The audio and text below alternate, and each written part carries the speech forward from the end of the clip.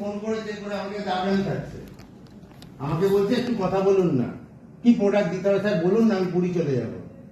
ঠিক আছে, আমাকে দাবরানি খাচ্ছে, অনেক সময় খান, কারণ এখনো পর্যন্ত ভালোভাবে কথা বলতে পারেন না।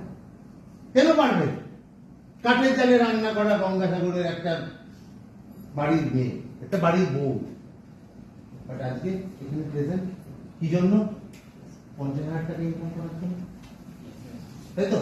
তো আমি একটাই আপনাদের কথা বলছি, আমরা আজকে এখানে প্রেজেন্ট হয়েছি, সমীর স্যার আমাদের কাছে এই অপরচুনিটিটা দিয়েছে। একটা জোরে হাতটা দিও।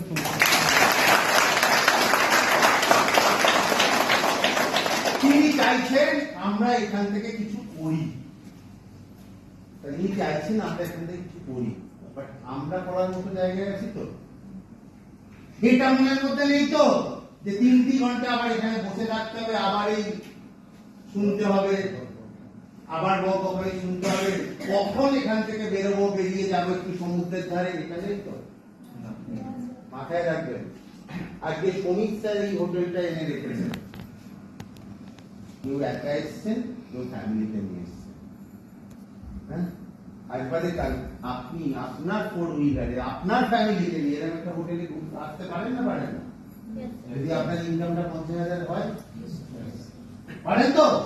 তাহলে সেই ভাবনার জায়গাটায় কে নিয়ে যাবে আপনাকে?